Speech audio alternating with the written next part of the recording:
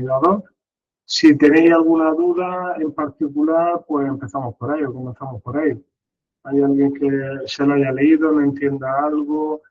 No sabe si es importante de verdad algún apartado.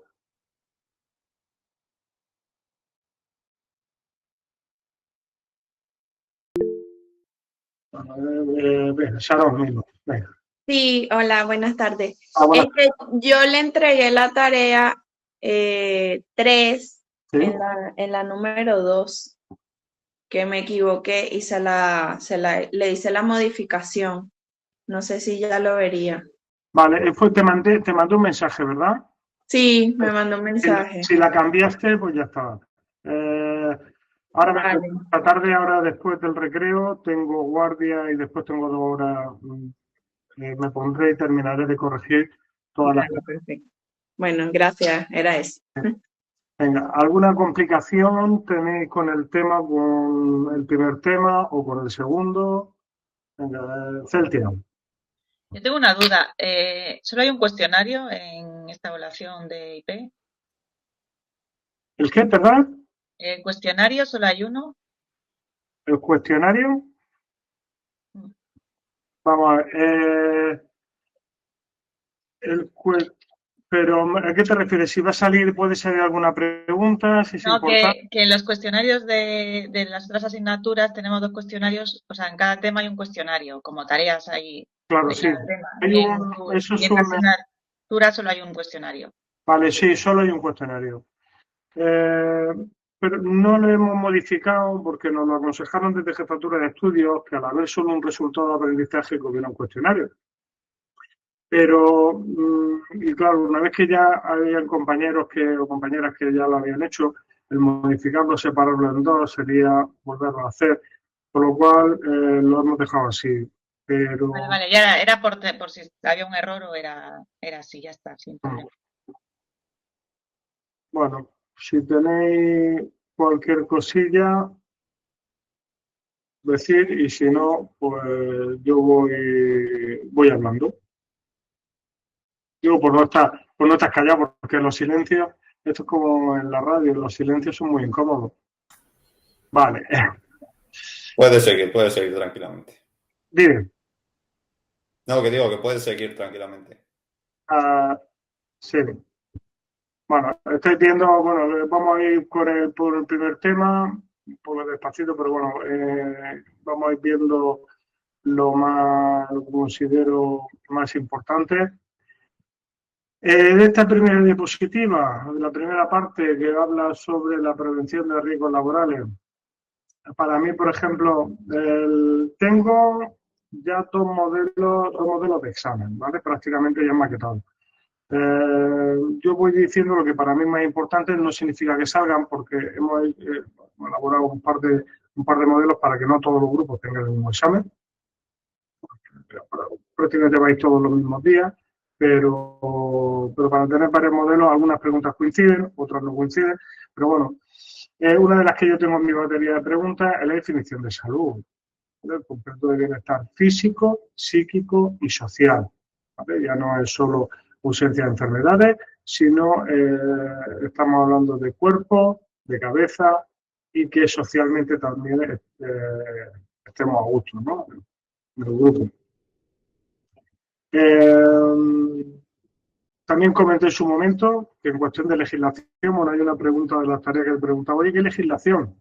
Entre los 2 temas hemos hablado de la Ley de Prevención de Riesgos Laborales, hemos hablado del Reglamento de Servicios de Prevención, también toca en algún momento el Real Decreto 486 de las condiciones mínimas de seguridad en los lugares de trabajo, ¿vale? Pues son 3 normativas que, si os acordáis de las 3 de las tareas, si no, la Ley de Prevención.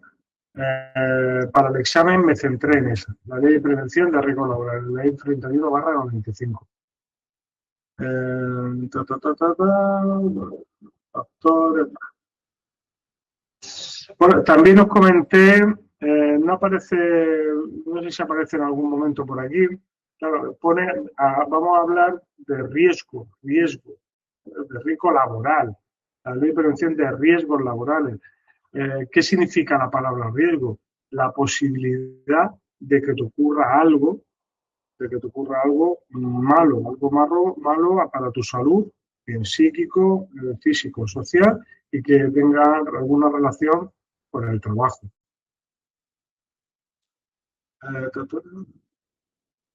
Vale. Técnicas de prevención. Vamos a ver, por eso digo que durante todo el tema está apareciendo la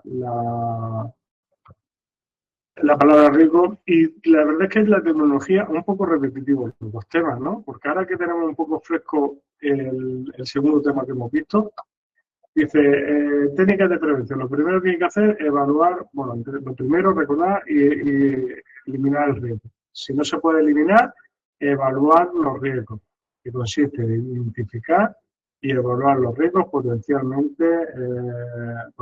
el entorno, equipos, condiciones ambientales, entre otros.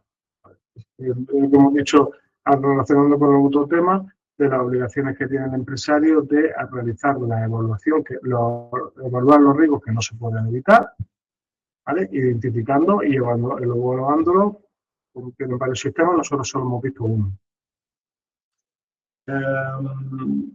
Medidas de control para reducir y evitar los riesgos, control administrativo. Bueno, esto, ¿qué podemos hacer de organización? Esto lo relacionamos con los psicosociales, ¿vale? El control administrativo. ¿Qué puedo hacer para evitar esa insatisfacción laboral, el estrés, por ahí puedo poner rotación de tareas, planificación de trabajo, etc. Como técnicas de prevención, yo no lo metería, esto sinceramente, yo no lo metería aquí. Equipos de protección individual. Pues claro, ¿qué hablamos de prevención? Cuando hablamos de prevención, estamos hablando de intentar eliminar o reducir el riesgo. Y cuando hablamos de protección, no atacamos el riesgo, defendemos al trabajador e intentamos que ese riesgo no se materialice en ningún accidente o ninguna enfermedad, ¿vale? Que sería la protección. Cuando actuamos con los EPI, estamos en protección, el riesgo sigue existiendo, lo que vamos a intentar eliminar son las consecuencias de ese riesgo. Un EPI, un equipo de protección individual, es cualquier cosa que es llevada por el trabajador y le protege de un riesgo concreto. ¿Cuál? Pues imaginaros cualquier parte del cuerpo y hay un EPI para esa parte. Los EPI son todos incómodos, por lo tanto solo nos ponemos en el caso de que no haga falta. Digo la misma tontería. ¿Para qué voy a ponerme yo aquí guantes o gafas? Llevo gafas, pero no de protección.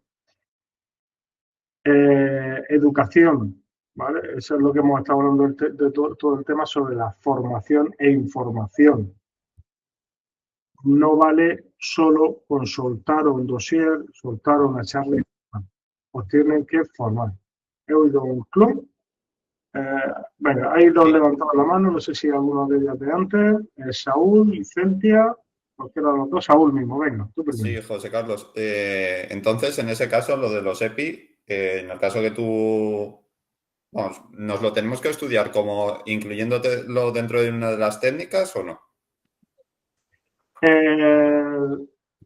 Si meter los EPI dentro de las técnicas de prevención, yo por definición no lo metería, ¿vale?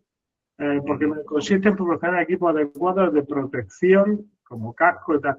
Es que por la definición prevención...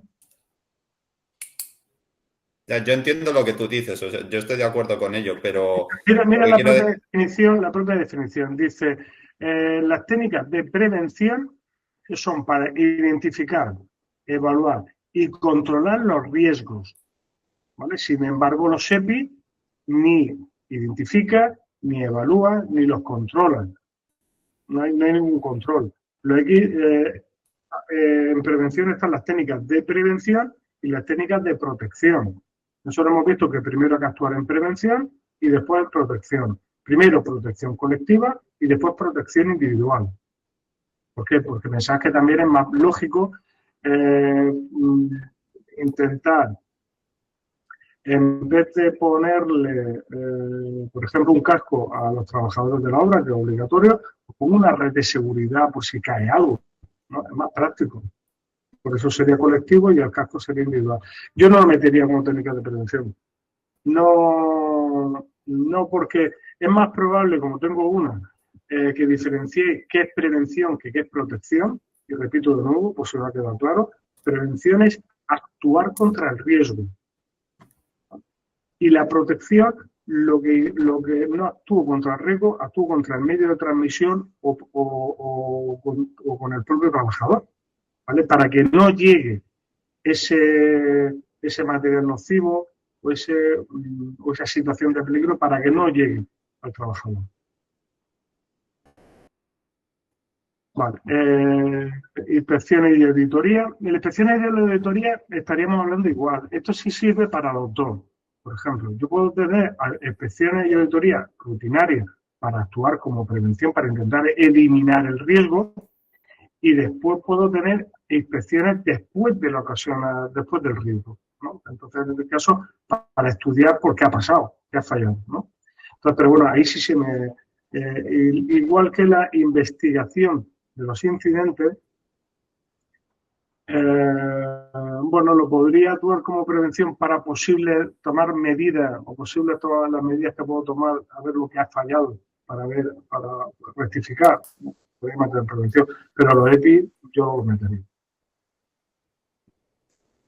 Vale, ahora otra pregunta, José Carlos. Sí, para que me hagáis preguntas y así voy directamente al tema. Vale, te lo digo porque mi duda sobre todo es porque si vosotros hacéis el examen, entiendo que esto es, este tipo de preguntas las haréis orientadas a vuestro criterio, no al del temario, porque si el temario nos dice que el EPI es un equipo de prevención, vale, pues lo digo por en ese eso. caso, Mi pregunta es... yo no te induciría a error. Y si te encuentras alguna pregunta, levantas la mano y me lo comentas y yo la explico, ¿no? Explico mi versión. Pero bueno, para ahorrarnos ese tipo de contradicciones, yo no te voy a poner cuáles de las siguientes técnicas de prevención y meterte el EPI para que metas la pata. Para forzarte a decir el temario por una cosa y tú no has explicado otra, ¿vale? Ese tipo de, por ejemplo, de preguntas yo no te voy a preguntar de las siguientes técnicas marca las siguientes técnicas de prevención, por ejemplo, y meterte el EPI ahí, el equipo de protección individual, para que ya quede duda. No te lo voy a hacer, si esa va por ahí.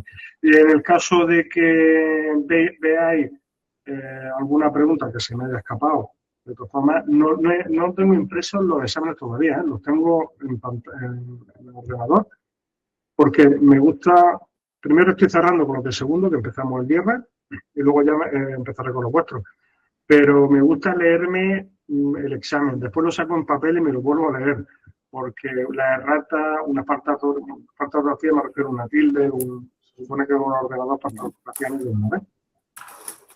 Pero... Vale, sí. Pero, dime. Sobre todo es porque, mi preocupación es porque en los cuestionarios he visto que hay algunas preguntas que sí que son muy rebuscadas y digo, claro, si van a entrar preguntas de este estilo tan rebuscadas, digo, pues por estar un poco preparados para ello. No, mira, mi idea, el 80% de las preguntas o el 90% de las preguntas son unidades, cosas que yo he dicho en clase que iba a preguntar, ¿vale? Por ejemplo, hemos visto ahora mismo, os he dicho, yo tengo una pregunta que no sé si os saldrá, ¿vale? Pero yo tengo, por ejemplo, una pregunta que pregunta por el concepto de salud, que pregunta cuál es la primera ley de prevención de riesgos laborales, que pregunta la definición de riesgo. ¿Vale? Esas son 3 preguntas que las tengo, ¿eh? No, la diferencia entre prevención y protección. Ya ahí hay 4 preguntas.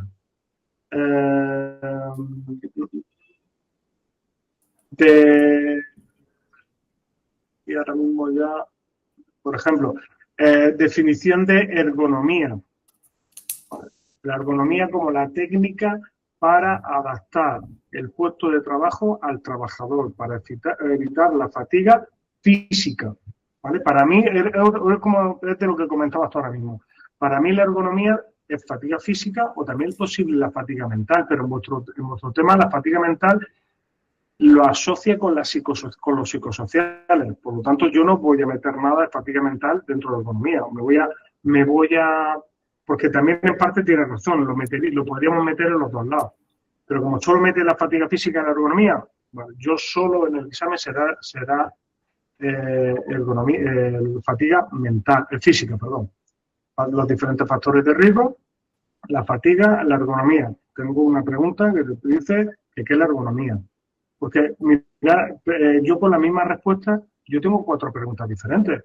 Yo te puedo preguntar sobre adaptar el puesto de trabajo, sobre los contaminantes químicos o biológicos, físicos, químicos o biológicos, lo psicosocial, y con lo cual ya tengo ahí 3 preguntas con la misma respuesta, cambiando los enunciados.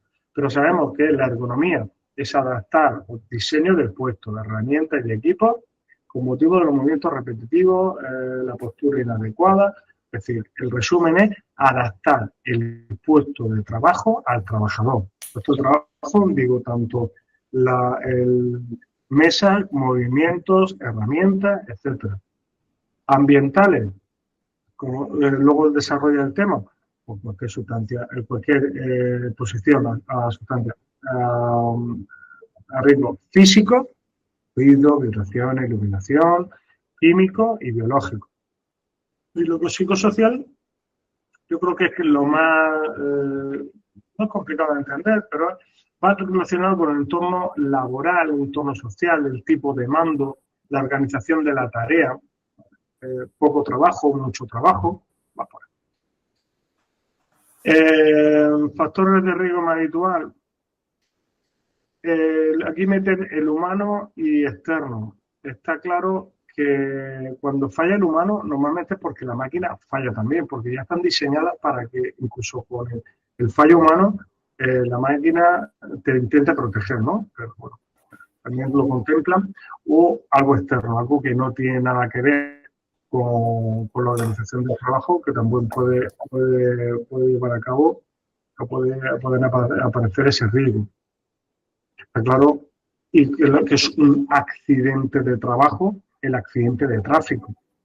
¿Lo puede controlar el empresario? No está en su mano, pero se considera accidente de trabajo, es algo externo.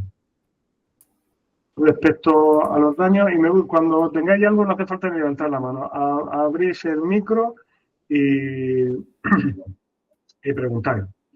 ¿Vale? Aquí establecen una serie de daños profesionales, como son puramente profesionales, está claro el accidente de trabajo y la enfermedad profesional, o una serie de patologías que llaman aquí específicas, como la fatiga, la insatisfacción laboral, el estrés, el envejecimiento prematuro. Esto estaríamos hablando de, igual que el moving y el burnout, estamos hablando de temas psicosociales, de la organización del trabajo, siempre teniendo en cuenta las características individuales del trabajador. Porque una misma forma de organizar la tarea, de organizar el trabajo, hay personas que lo llevan bien y hay otras que se agobian. Ese agobio estaría dentro de esta patología. El accidente de trabajo, ¿vale? Y, por ejemplo, de aquí os dije que os iba a preguntar 1 o 2 preguntas sobre el accidente de trabajo. ¿Por qué? Porque hay una que es la que cae todo el mundo, que no asista a las tutorías, ¿vale? Por ejemplo, está claro que un accidente de trabajo es una lesión corporal, porque si no es una lesión del cuerpo, no es un accidente, es una enfermedad, por lo tanto aquí no estaría, por definición, es que es del trabajo por cuenta ajena, también los trabajadores por cuenta propia, también lo tiene cubierto, y hay una relación directa entre el trabajo y la lesión. Esa es la definición. Pero después nos la amplía. Y lo que sucede al ir o al volver del lugar de trabajo. El accidente in itinere. Aquí abajo luego lo desarrollo. La que sufre el trabajador. Cuando hay alguna relación con la empresa, alguna relación con la empresa o con el trabajo, directa o indirectamente, se considera también accidente. Por ejemplo, cuando hemos visto los delegados de prevención, claro, si hay una relación directa entre tu trabajo y la lesión, si tú no estás en tu puesto de trabajo y estás revisando la empresa y tienes un accidente, pues no estaría dentro de esta definición, técnicamente, ¿eh? Pero sí lo tiene cubierto aquí, ¿vale? Los cargos electivos, esos delegados de prevención, pues también, mientras que funcionan como delegados de prevención, también están cubiertos. Cuando es una tarea distinta a la de tu trabajo, a la de tu grupo profesional, tus tareas por las que me has contratado, por lo cual no hay una relación directa, pero que me lo manda el empresario. O yo lo hago por el buen interés de la empresa, por mejorar. Cuando hay algún acto de salvamento, cuando tenga alguna relación con compañeros, con clientes, alguna relación con la empresa. Y esto os dije que tengo una pregunta seguro, ¿no? La usa es que entra o no entra. Cuando yo contraigo una enfermedad y no está considerada como enfermedad profesional, y yo demuestro que la he cogido esa enfermedad, la he cogido en el lugar de trabajo, se considera accidente de trabajo. Por eso, la gente que no sigue las tutorías o que no ve el vídeo, porque también en la grabación también lo mencioné, repito, cuando una enfermedad no tiene la categoría de enfermedad profesional y la he cogido en el trabajo y yo lo puedo demostrar, se considera accidente de trabajo. ¿Por qué está metido aquí?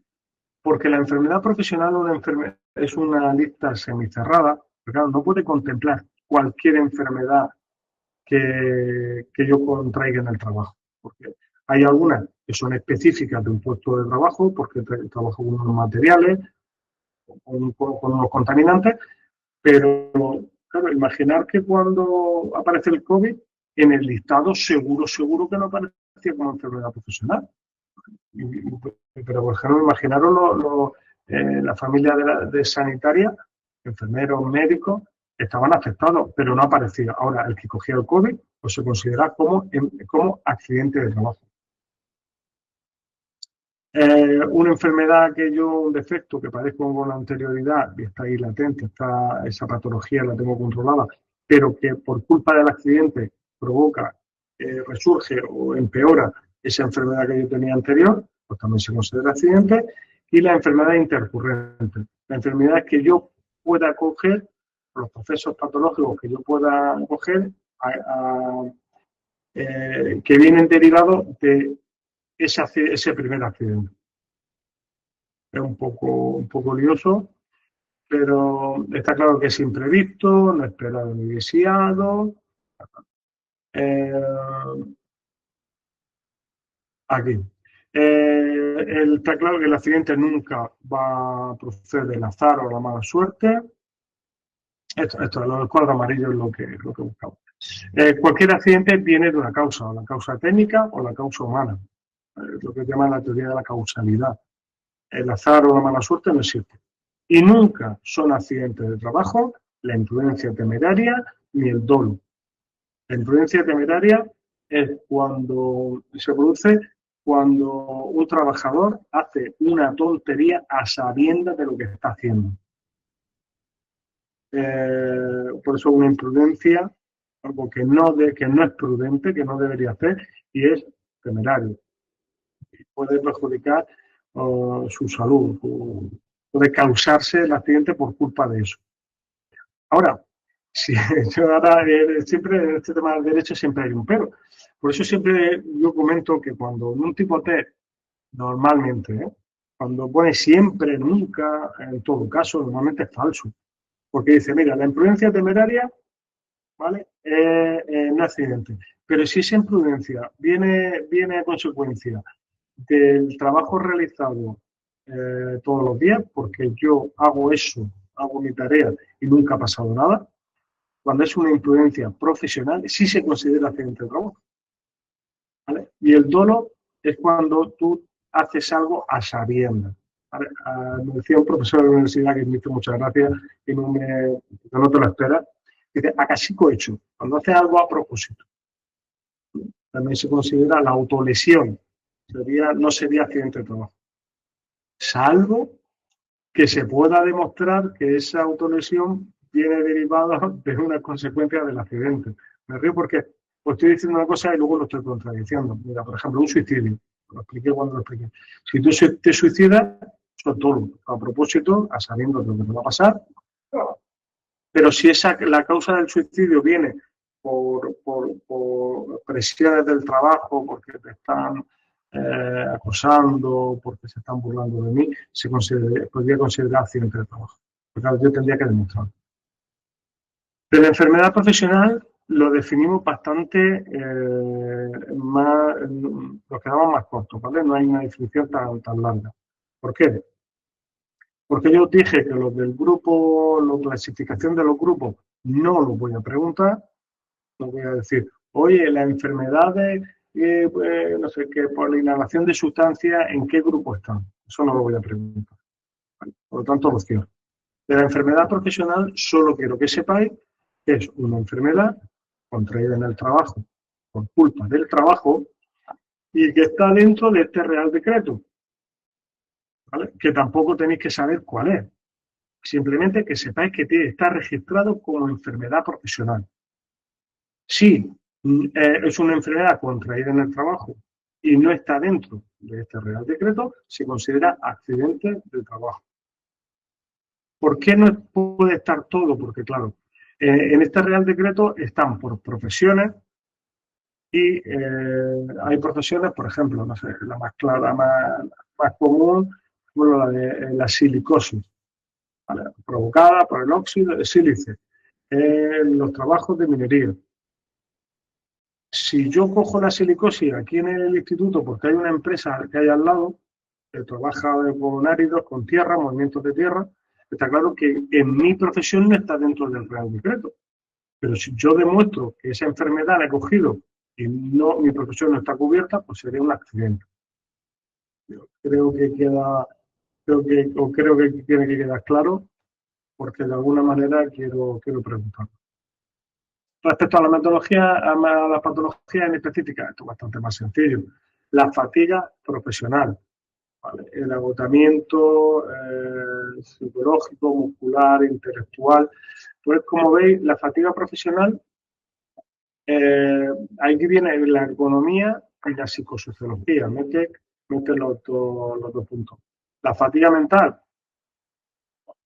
insatisfacción laboral, que no está a gusto en el trabajo, bien por el ambiente, por la cantidad de tareas, por el tipo de demanda, por el sueldo, no sé, pero que no está a gusto en el trabajo. Envejecimiento prematuro, te haces viejo antes de la cuenta, te salen canas por culpa del trabajo. Y el estrés, el estrés siempre me resulta complicado definirlo.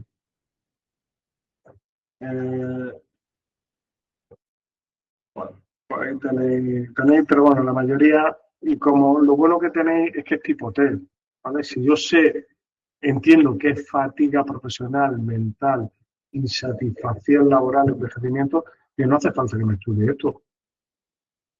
Lo que llega.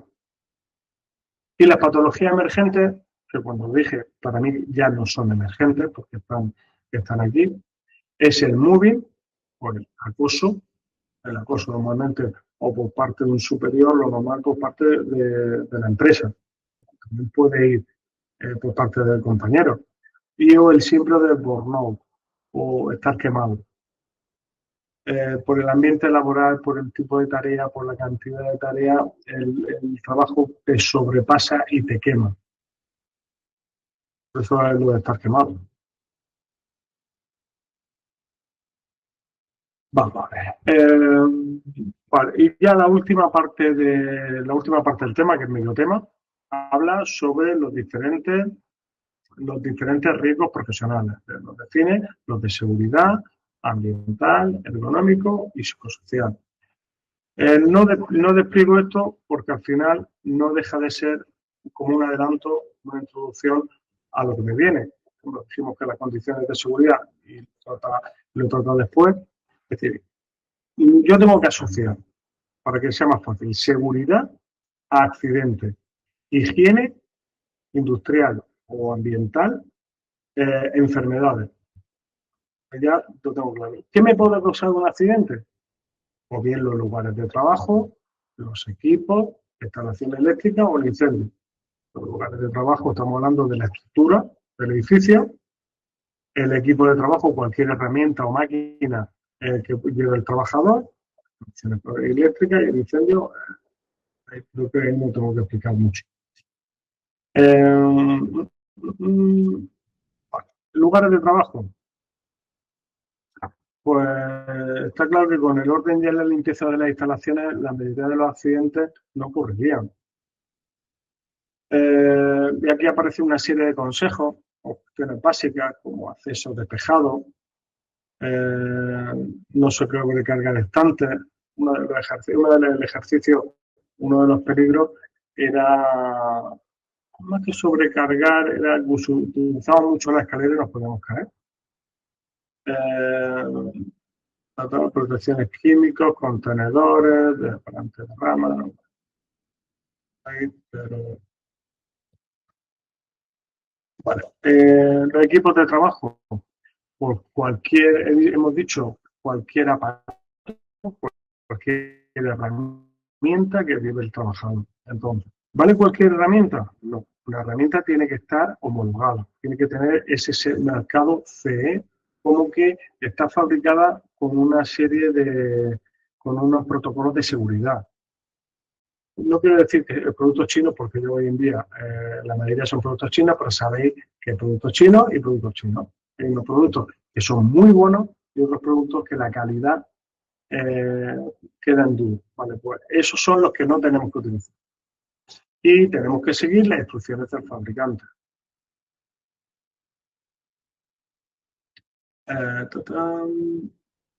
Y otra vez, medidas de preventivas pueden ser utilizar los EPI. Claro, yo para mí, por definición, no la considero una medida preventiva. Pero bueno, como sabéis que no os voy a preguntar, pero creo que medida preventiva es decir, todo lo que puedo hacer para evitar el riesgo. Los resguardos, los dispositivos de seguridad, anulo la posibilidad totalmente de que el trabajador pueda lesionarse. La iluminación y las señales, puede ser ropa holgada, pelo suelto, información. Respecto a la instalación eléctrica, había una cosa que era que provocaba realmente lo malo de la electricidad. Pues claro, imaginaros que esto que me viene aquí, un contacto de la instalación eléctrica puede ser con contacto directo o contacto indirecto, es decir, que algo que tiene que llevar corriente la lleva, ¿vale? y me da el rampazo, o algo que no tiene por qué llevar electricidad, pero que por un mal mantenimiento, la herramienta no tiene estas condiciones, pues lleva corriente. ¿De qué depende la gravedad? Vale. Sobre todo, la gravedad de la electricidad va a devenir de la intensidad, depende de la intensidad de la corriente. ¿Vale? Porque el tiempo de contacto, si la intensidad es muy alta, en pocos segundos valdría, ¿no? Incluso si alguien va al fisio, me tienen puesto durante 10-15 minutos unas corrientes para activar el músculo o algo así, pero claro, a una intensidad muy baja, a un amperaje, que es como se mide la electricidad, muy baja. Las señales, lo recordaré la semana que viene, las señales la hemos visto en otro tema. Esto es una señal de advertencia de un peligro. Triangular, advertencia de un peligro. También, bueno, la regla de la intensidad igual a la tensión partido de la resistencia, pero como no viene, tampoco da igual. La tensión, lo que es el voltaje, también es malo, pero repito, sobre todo la intensidad es lo malo. La resistencia del cuerpo y la trayectoria también pueden ser. Y aquí tenéis una serie de consecuencias que me puede provocar la electricidad, pues claro, si pasa por el corazón, paro cardíaco, contracción muscular, asfixia, quemadura, reducción y no inmediata. Si me estropea órganos internos, pues puedo tener problemas renales, problemas cardíacos, pero ya con el tiempo, debido a esa lesión. Medidas básicas de prevención, para que no ocurra,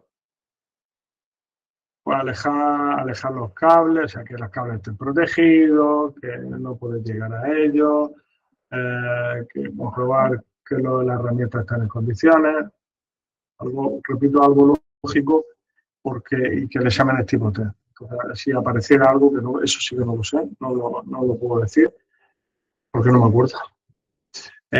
No sería algo lógico. Respecto a la lucha contra incendios, hay 4 tipos de fuego, clase A, B, C y D. A, sólido; B, líquido; C, gases; D, metales. Aunque lo vamos a dejar así, aunque podríamos debatir, porque técnicamente no son sólidos o líquidos, sino aquello que genera grasa. Porque si yo tengo un líquido que con el calor se hace, si tengo un sólido que con el calor se hace líquido, es clase B. El líquido no es sólido. Los sólidos son aquellos que generan grasa, para que lo entendáis. Con la madera, el carbón, pero nosotros nos quedamos sólidos, líquidos, gaseosos y metal. Como para que exista el fuego, hace falta lo que se llama el tetraedro, para que se produzca un incendio, hace falta el combustible, comburente, la energía y la reacción en cadena.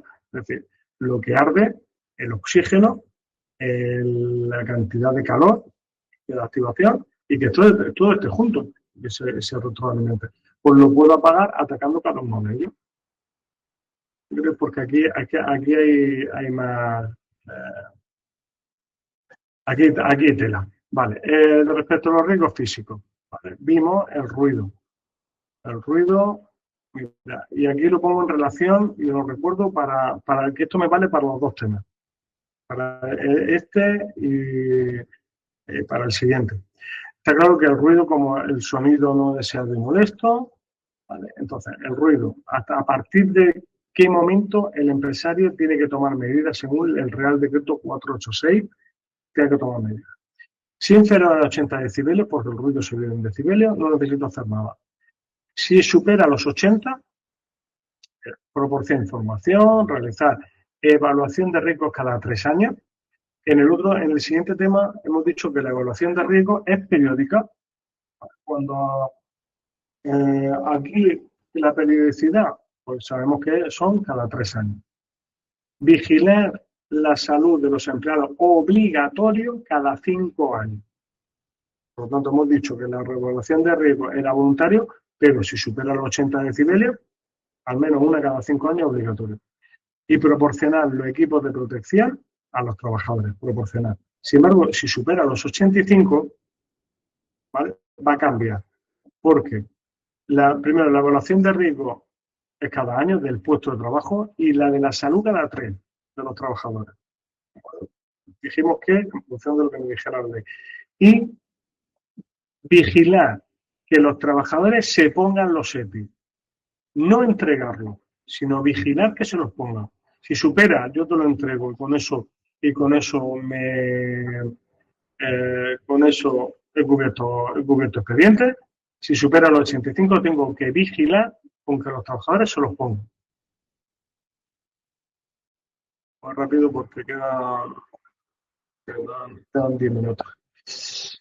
Vale, respecto a las vibraciones, pues el otro es un cuerpo elástico. La vibración, al final el ruido también son vibraciones, pero es con respecto a un cuerpo elástico y las vibraciones respecto a un cuerpo sólido. De aquí me centré sobre todo, yo como siempre voy a lo más malo, el síndrome del dedo blanco o el síndrome de Raynaud, que era sobre todo por el motopico, ¿no? Una herramienta que provoca ese tipo de enfermedades en alta frecuencia, lo fácil que es. Porque en muy baja frecuencia, mareo y náusea, bueno, lumbalgia es muy importante, pero lo otro es más importante todavía. Respecto a la temperatura, pues por ejemplo, está claro que la temperatura por encima o por abajo es mala. Yo quiero, esto sí para mí es muy importante, ¿vale?, porque tengo una pregunta de examen que pregunta qué temperatura debe haber sobre todo en las profesiones que se supone a las que vais. Por ejemplo, toda la conservera, entiendo que son trabajos sedentarios de oficina y similares. Entonces está entre 17 y 27 grados, ¿vale? Que sería la temperatura. Esas cifras, recordarlas porque tengo una pregunta de examen que lo hace esa pregunta. El golpe de calor está provocada por la alta temperatura y el contrario del golpe de calor sería lo que es la congelación. Iluminación. La iluminación se mide en lux o lumen, porque un lux es un lumen por metro cuadrado. Mira, aparece otra vez el Real Decreto 486. En prevenciones hizo un montón de cosas. Y de aquí os dije que como mucho este cuadro, antes de que me preguntéis, como mucho, siempre me voy a lo más. Si apareciera algo, yo preguntaría exigencias visuales muy altas. Muy altas porque suelen ser en sitios que han habido accidentes serios por falta de iluminación. Y les penalizan o la exigencia visual es de 1000, que es la más alta. La iluminación uniforme, no oscilante, que no provoca deslumbramiento y, como siempre, preferimos la iluminación natural, si no, iluminación general, por eso de protección colectiva. Y si hace falta, pues ya protección individual, sería el flexor, ¿verdad? Respecto a las radiaciones, a esto le presto menos atención porque normalmente, los de marketing, puede ser, normalmente los trabajos de administrativo, el único puede ser la fotocopiadora. Bueno, seguro que la radiación solar es más, nos afecta más seguramente que el tema de la fotocopiadora, los rayos ultravioleta. Y de los no ionizantes está claro que nosotros no vamos a trabajar con ellos. Sustancia química, pues, mucho indica cualquier sustancia química que puede utilizar el trabajador y una vez que entra al cuerpo, pues puede ocasionar una enfermedad. Cuando trabajemos con una sustancia química, tiene que llevar una etiqueta, una ficha de seguridad, donde nos indica los peligros y el EPI que tenemos que utilizar a la hora de utilizarlo. Formas de entrada, vamos a echar la imaginación, respiración, boca, respiratoria, digestiva, no boca, por la boca puede ser respiratoria. Vale, que llega a los pulmones, que llega al estómago intestino, dérmico, a través de la piel, o parenteral, a través de una herida. Si pregunto por una de estas cuatro, voy a preguntar por la parenteral. Porque para el que se presenta al examen sin haber asistido a ninguna tutoría, tú me preguntas por la respiratoria, la dérmica o la digestiva, lo voy a saber. Pero claro, si no habéis visto en una tutoría, diferenciar la dérmica de la parenteral puede ser, la dérmica es a través de la piel, tal cual, y la parenteral a través de una herida. Siempre la misma tontería. Si yo me echo limón ahora mismo en las manos, no me escuece, pero como tengo una herida, sí. Si me echo limón y no me escuece, vía dérmica no traspasa. Pero si me echo limón en las manos y me escuece, es porque tengo una herida, un corte, una punción. Es vía parenteral.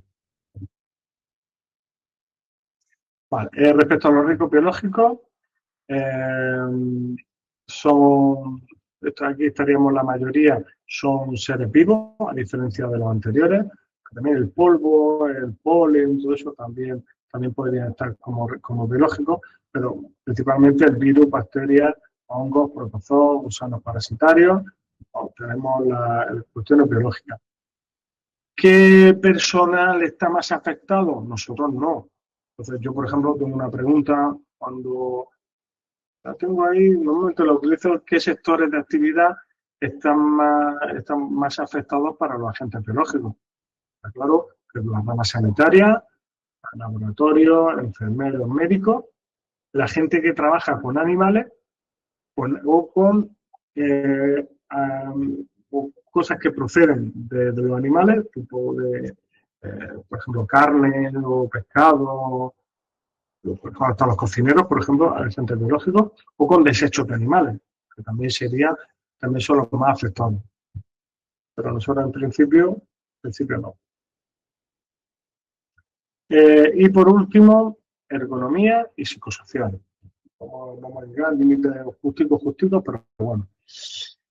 La ergonomía estaremos hablando de carga del trabajo, ¿vale? Como la carga física, ¿vale? Luego, por otro lado, habla de la carga mental y luego habla de la psicosociología, como, lo pone como 3 puntos independientes. Físico, pues de cuerpo, movimiento,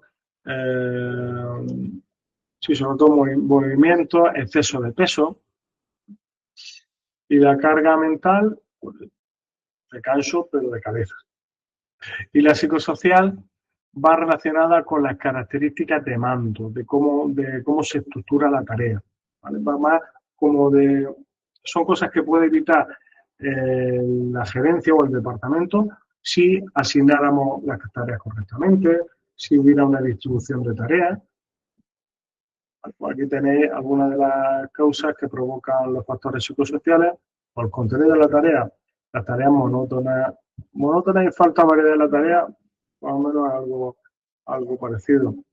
Tareas sin sentido, o mucho trabajo, o nada de trabajo, los horarios excesivos, el que no me tengan en cuenta para nada, el salario bajo, o el tipo de contratos de corta duración. Todo eso puede dar lugar a factores psicosociales. Todo esto va a depender sobre todo de las características individuales del trabajador, porque no a todos nos afecta la misma presión, no nos afecta de la misma forma. Bueno, pues con esto hemos dado un repaso express al tema. Si tenéis alguna duda, es que muchas veces No, todo bien. ¿Todo bien, Saúl? Es que, claro, me da la sensación de que me pongo a hablar, sé que está aquí, pero me pongo a hablar y muchas veces tengo que volver a decir, no voy a ser que se haya perdido la conexión y no esté. Bueno, ¿tenéis alguna duda respecto a todo lo que hemos dicho esta tarde? Este repaso express, lo tengo que activar porque tengo ahora otra serie de tutoría. Bueno, pues queda. Alguien quiere unirse. Espero que sea de la siguiente clase. Pues nada, si no tenéis ninguna duda, vamos abandonando. Pero digo que lo he adelantado. Vale, pues entonces nos queda todavía la semana que viene. Si os podéis repasar el tema, vamos a algún aspecto más en concreto, o si no, yo pues empiezo a hablar que es lo que he hecho, como lo he hecho antes. Bueno, nada, pues nos vemos la semana que viene. Hasta luego. Hasta luego, gracias. Adiós a vosotras.